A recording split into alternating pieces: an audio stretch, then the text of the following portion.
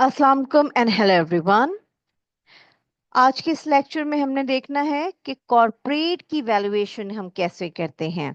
यानी कि बेस्ड हम स्टॉक वैल्यूएशन पे ही कर रहे हैं। With the help of stock valuation हम देखेंगे कॉरपोरेट की वैल्यू हम कैसे करते हैं। और ये यानी कि इसको दूसरे लफ्जों में आप कहें फर्म्स वैल्यू हमने कैलकुलेट करना है। जो टेक्स्ट बुक है वो fundamentals of financial management by Brigham Houston है। और जो हम प्रॉब्लम्स कवर करेंगे वो 9-5 एंड 9-15 है। ये दोनों कॉरपोरेट वैल्यूएशन से रिलेटेड हैं या फर्म्स वैल्यूएशन से रिलेटेड हैं। सो हमारे सामने प्रॉब्लम मौजूद है 9-5 और हम इसको सॉल्व करते हैं, साथ साथ हम डिस्कस करते जाएंगे कि इसमें कौन सा फॉर्मूला यूज करना है और क्या डिफरेंस है सिंपल स्टॉक वैल्यूएशन में और फर्म्स वैल्यूएशन में या कॉर्पोरेट वैल्यूएशन में। So we have the problem in front of us. The company is expected to generate 25 million in the free cash flows next year, and free cash flows is expected to grow at a constant rate of 4% per year indefinitely। यानी कि आपको cash flow दे दिया है, free cash flow is given, और आपसे कहा गया है कि जो उसमें ग्रोथ रेट है वो है 4%। The company has no debt और प्रेफर्ड स्टॉक। तो याद रखिएगा जो ओवरऑल कंपनी की फाइनेंसिंग होती है वो तीन चीजों से मिलके बनती है, debt, preferred stock and common stock. अब in this particular case there is no debt और प्रेफर्ड स्टॉक। सो जो कॉरपोरेट की कंप्लीट फाइनेंसिंग है इसका मतलब है वो स्टॉक फाइनेंसिंग ही है। अगर हमारे पास डेट फाइनेंसिंग होता तो फिर कॉरपोरेट फाइनेंसिंग और स्टॉक फाइनेंसिंग में डिफरेंस आता। लेकिन right now as we do not have any sort of debt और preferred stock, this means that our corporate valuation is 100% depend on the stock valuation. So अगर हम stock value calculate कर लें तो हम कॉरपोरेट वैल्यू भी हमारी हो जाएगी। सो उसके कॉन्सेप्ट से हम यहाँ पे चल रहे हैं। सो क्लास वैक आपको दिया हुआ है, weighted average cost of capital. Overall कंपनी का कॉस्ट ऑफ कैपिटल होता है जिसमें डेट भी शामिल होता है, प्रेफर्ड स्टॉक भी शामिल होता है। अब इस पर्टिकुलर सवाल में क्योंकि डेट और प्रेफर्ड स्टॉक जीरो है तो इसका मतलब है कि कॉस्ट ऑफ कैपिटल और वैक जो है वो बराबर है, सेम है। कॉस्ट ऑफ इक्विटी और वैक जो है हमारे पास सेम है। So the company has 40 million shares of common stock outstanding. What is the stock value पर शेयर? तो स्टॉक वैल्यू पर शेयर आपसे पूछी हुई है। और स्टॉक वैल्यू पर शेयर के लिए क्योंकि स्टॉक वैल्यू पर शेयर और फर्म्स वैल्यू हमारे पास क्या होगी, सेम होगी, because we do not have any other form of financing like debt और प्रेफर्ड स्टॉक नहीं है, हम पहले भी डिस्कस कर चुके हैं। इसका जो स्टार्टअप है वो ये है कि सबसे पहले आप क्या चीज कैलकुलेट कर लें, फर्म्स वैल्यू आप कैलकुलेट कर लें। सो फर्म्स वैल्यू हम कैलकुलेट करते हैं और इसका फॉर्मूला हमारे पास है यहाँ पे, फर्म्स वैल्यू। और ये आप कैलकुलेट करेंगे फ्री कैश फ्लोज जो कि इसमें दिया हुआ है, अभी हमने डिस्कस किया था, this 25 million is your free cash flow. वैक आपको दिया हुआ है और आपको माइनस जी, यानी कि इसमें से हम ग्रोथ रेट भी माइनस कर देंगे जो कि कांस्टेंट है, 4% दिया हुआ है। सो free cash flow is 25 million जिसको हम डिवाइड कर देंगे वैक माइनस जी से। वैक हमें दिया हुआ है 10% माइनस ग्रोथ रेट जो कि 4% है। सो जब हम इसको कैलकुलेट करेंगे तो हमारे पास फर्म्स वैल्यू आ जाएगी जो कि ये डॉलर्स में आ रही है, यानी कि 416, और ये 25 मिलियन में है तो ये 416 मिलियन डॉलर्स आ रही हैं। यानी इसको हम डॉलर में रिप्रेजेंट कर देते हैं तो ये फर्म्स वैल्यू आ गई।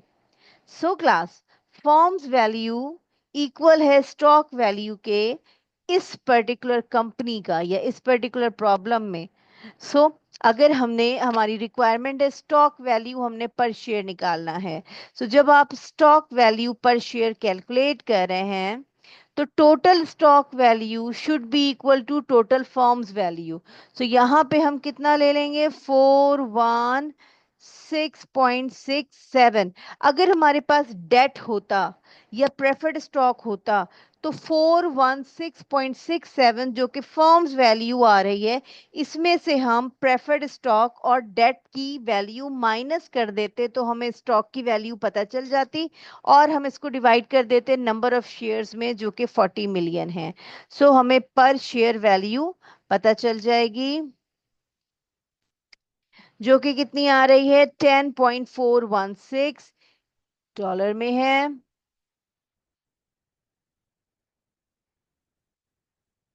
और दिस इज योर पर शेयर।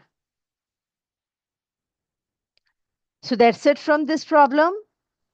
नेक्स्ट प्रॉब्लम है हमारे पास 9-15, और ये इस चैप्टर का लास्ट प्रॉब्लम है जो हम आमतौर पे कवर करते हैं, एक रीजनेबल डिफिकल्टी लेवल। सो 9-15 पे हम आ जाते हैं, और इस ये भी कॉर्पोरेट वैल्यूएशन से रिलेटेड है।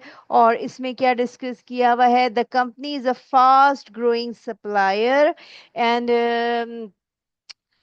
फ्री कैश फ्लोज की प्रिडिक्शन आपको दी हुई है ड्यूरिंग द नेक्स्ट 3 years, यानी first year, second year and third year आपको दी हुई है। और आपको कहा गया है कांस्टेंट ग्रोथ रेट 5% है, वैक आपको 11% दिया हुआ है। और आपसे कहा गया है what is the firms horizon और कंटिन्यूइंग वैल्यू। सो हॉरिजन या कंटिन्यूइंग वैल्यू आपसे पूछी हुई है, वो वैल्यू जहां पे आपका ग्रोथ रेट क्या हो जाए, कांस्टेंट हो जाए। क्योंकि यहाँ पे लिखा हुआ है, ये देखिए आपको फ्री कैश फ्लोज दिए हुए हैं। हम इसको हाईलाइट करते हैं और फिर हम देखते हैं दिस वन। ये देखें, ये माइनस में आ रहा है, ये 17 आ रहा है, ये 40 आ रहा है, 45 आ रहा है। तो ये तीनों डिफर कर रहे हैं, यानी डिक्लाइनिंग से ये इंक्रीज होना शुरू हुए हैं। तो ये फ्री कैश फ्लोज क्या है, ये कांस्टेंट नहीं है। और जहां से कांस्टेंट हो रहे हैं, ये लिखा हुआ है 3 years after which free cash flows is expected to grow at a constant rate of 5%। So in that case आपका जो कांस्टेंट जो हॉरिजन डेट है, अगर जो हमने डिस्कस किया था लास्ट वीडियो में, इसमें रिक्वायर्ड नहीं है, लेकिन मैं आपको यहाँ पे बता रही हूँ। हॉरिजन डेट आपको कहा जाएगा, तो वो कौन सा ईयर होगा, डिविडेंड कांस्टेंट कब हो रहा है, at the end third year के बाद हो रहा है। So third year is your is your horizon date. So horizon value क्या हो जाएगी, यानी कि आपसे जो वैल्यू है, हॉरिजन वैल्यू पूछी हुई है, ये है आपकी requirement number A. So horizon value आपसे पूछी हुई है वी टी। टी यानी कि टाइम, हम किस टाइम की बात कर रहे हैं, थर्ड ईयर की बात कर रहे हैं। जो हॉरिजन डेट होती है वही हॉरिजन वैल्यू उस साल की निकलती है। ये हमारे पास फॉर्मूला मौजूद है, दिस वन, ये हम यहाँ लिख लेते हैं। तो इसको हम कैसे कैलकुलेट करेंगे, free cash flows at time T. So free cash flows at time T, यानी कि थर्ड ईयर। अब यहाँ पे देखें, जब हमने स्टॉक वैल्यूएशन की थी और हॉरिजन डेट की बात की थी, तो वहां पे T+1 था, यहाँ पे T+1 नहीं है, यहाँ सिर्फ टाइम टी लिखा हुआ है। आप देख लीजिए गौर से, टाइम टी लिखा हुआ है। तो free cash flow time T यानी कि थर्ड ईयर की हम बात कर रहे हैं, जो कि हॉरिजन डेट की बात है, तो वो 45 है। उसको हमने मल्टीप्लाई करना है 1+G। सो जी यहाँ पे कितना है, 1+G, जी हमारा है 5%, 0.05 से हमने मल्टीप्लाई करना है। और इस होल अमाउंट को हमने डिवाइड कर देना है फॉर्मूले में वैक माइनस जी से। सो वैक हमें, या weighted average cost of capital हमें 11% दी हुई है, माइनस ग्रोथ रेट अभी हमने देखा 5% है। इसको हम डिवाइड कर देंगे, तो हम इसको फर्दर कैलकुलेट कर लेते हैं यहाँ पे। सो 787.5 इज योर हॉरिजन वैल्यू या continuing value of the firm, कहते हैं हम इसको, होल फर्म की हम बात कर रहे हैं। So what is the second requirement? This is it. The second requirement is, here we have the second requirement. What is the firm's market value today? तो जैसे कि हमने लास्ट इसमें जब हमने नॉन कांस्टेंट का सवाल किया था लास्ट लेक्चर में, तो हमने देखा था हम प्रेजेंट वैल्यू में कन्वर्ट कर रहे थे ऑल डिविडेंड्स को, और फिर हम हॉरिजन वैल्यू को या कंटिन्यूइंग वैल्यू को, इन सब को हम कर रहे थे। तो यहाँ पे डिविडेंड्स तो नहीं है लेकिन फ्री कैश फ्लोज हैं। तो ये हमारे पास रिक्वायरमेंट नंबर बी है, यानी present value of free cash flows of, यानी कि हमारे पास कितना है, वो -11 है। सो ये हम कैलकुलेट करेंगे। Present value of free cash flows year 1 ले लेंगे हम। Present value of free cash flows year 2 ले लेंगे। Present value of free cash flows year 3 ले लेंगे। और फिर हम प्रेजेंट वैल्यू ऑफ V3 ले लेंगे जो कि हॉरिजन वैल्यू है। सो इन सब की वैल्यू हम देखते हैं यहाँ पे। ये फ्री कैश फ्लोज यहाँ पे आ रहा है -11। फ्री कैश फ्लोज ये 2 पे 17 आ रहा है, यहाँ पे 45 आ रहा है। और ये अभी हमने कैलकुलेट किया है यहाँ पे, जो कैलकुलेशन की है प्रेजेंट वैल्यू की, वो this one I am showing you, this one, ये हम ले लेंगे। और ये हमने यहाँ से ईयर 1 की वैल्यू ले ली, ईयर 2 पे फ्री कैश ले लिया, ईयर 3 पे ले लिया। सो इस तरह से हमने कैलकुलेशन की है। सो यहाँ पे हमारे पास आ रहा है 787.5। इसकी प्रेजेंट वैल्यू निकालेंगे, यानी 1/1 + i raised to power n, यानी कि पहले साल n1 होगा, n2 दूसरे साल, n3 तीसरे साल, एंड सो ऑन। सो यहाँ पे अब हम इसको डिवाइड करेंगे 1 + i, यानी 1 पॉइंट वैक हम ले लेंगे जो कि 11% है, रेज टू पावर पहले साल हम n1 ले लेंगे। ओके, हम अभी इसको मल्टीप्लाई यहाँ नहीं करते, हम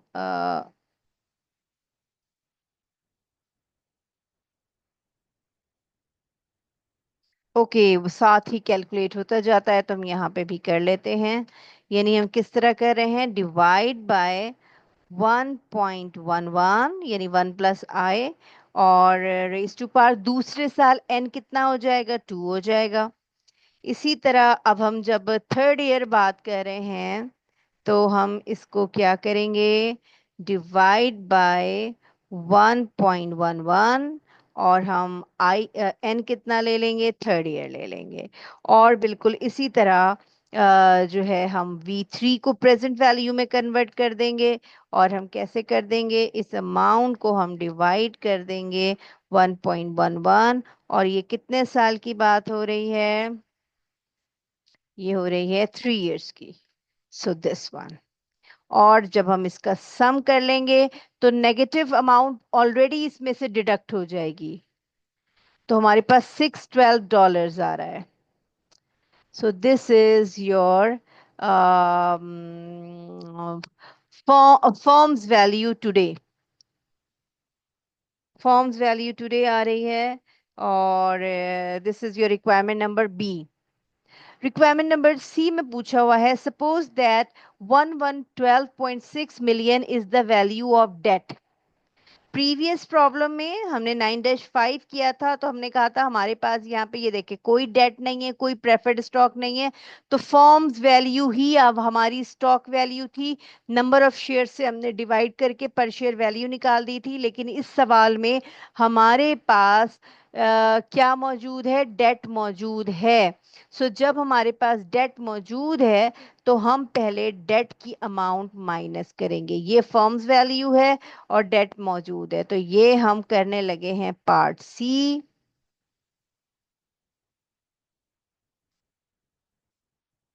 सो हम कैलकुलेट कर रहे हैं स्टॉक वैल्यू, और वो हम कैसे कैलकुलेट करेंगे, फॉर्म्स वैल्यू में से माइनस कर देंगे डेट।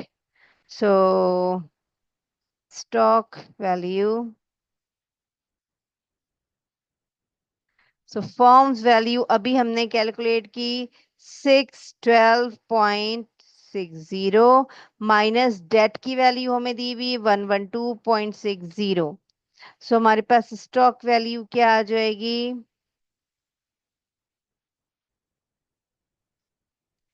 500 million dollars. लेकिन वो नहीं पूछा हुआ है, पूछा हुआ क्या है, what is your estimate of the current price पर शेयर। सो हम स्टॉक वैल्यू पर शेयर कैलकुलेट करेंगे, और वो हम कैसे कैलकुलेट करेंगे,